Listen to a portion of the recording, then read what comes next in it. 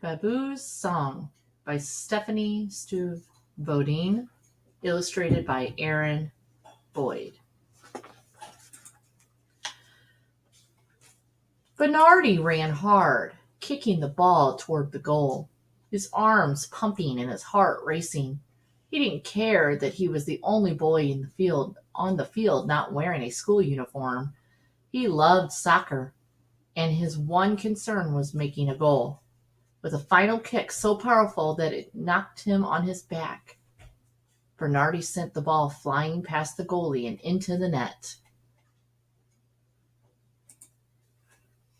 Bernardi lay on the grassy field catching his breath. A boy helped him up.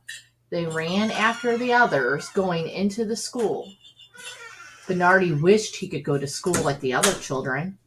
He liked to learn and thought he could be a good student. Besides, then he could play soccer every day, not just when the schoolboys needed an extra player. Bernardi lived with his grandfather, Babu, and they did not have enough money for school. Slowly, Bernardi walked home. When Bernardi walked in, Babu gave him a hug. This is how he said hello, because an illness had taken his voice a long time ago. "Hello, Babu," Bernardi said. "I made a goal today." Bernardi loved telling Babu his soccer stories. Babu held up a figure made of wood. He pulled a string, and the figure's jointed arms and legs popped up and down, making Bernardi laugh. Babu was a toy maker.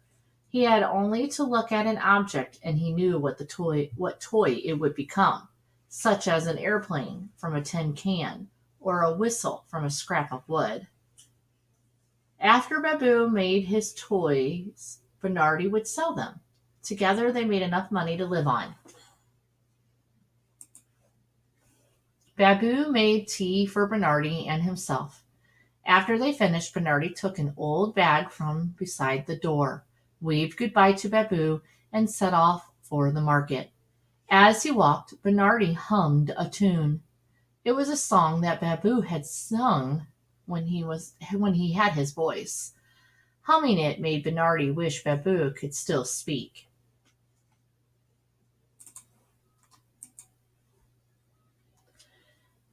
Anything for Babu. Bernardi asked the vendors when he reached the market. The vendors gave Bernardi bits of string or paper, anything that Babu might be able to use to make his toys. Mama Valentina, who sold salt, called to Bernardi. She handed him a plastic gunny sack. Bernardi thanked her as he stuffed it into his bag, even though he didn't think Babu could use it. As Bernardi walked home, he passed the shop downtown and stopped to look in the window. There, among the bright bolts of cloth and shiny pots, was a new soccer ball.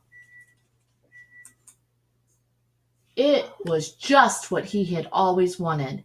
Bernardi pressed his face against the window and looked at the price. It was more than it cost to go to school. Slowly, Bernardi backed away from the window.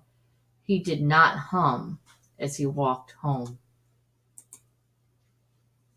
That evening, Babu and Bernardi ate beans and rice by the light of the kerosene lamp. Babu put something by Bernardi's plate. Bernardi picked it up and held it closer to the light. It looked like a tin of lard.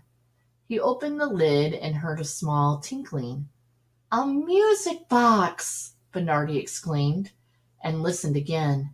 It was rough and tinny, but he recognized the tune. It was Babu's song. Bernardi hugged Babu, and together they listened to the music. That night, for the first time in many nights, Bernardi fell asleep listening to Babu's song. The next Saturday was a busy one for Bernardi, as it was the day he sold toys to tourists. He set up shop on his favorite corner downtown, arranging the toys on the curb. Bernardi cranked the music box and listened to Babu's song tinkle out. He had sold a few things when a woman picked up the music box. She asked how much it was, but Bernardi said it wasn't for sale.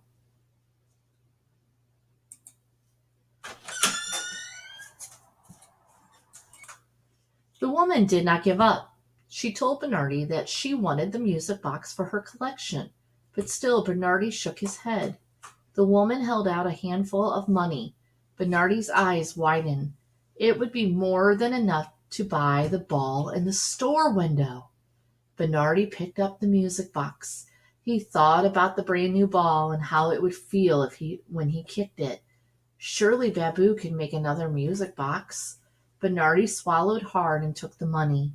After Bernardi sold all the toys, he did not go home.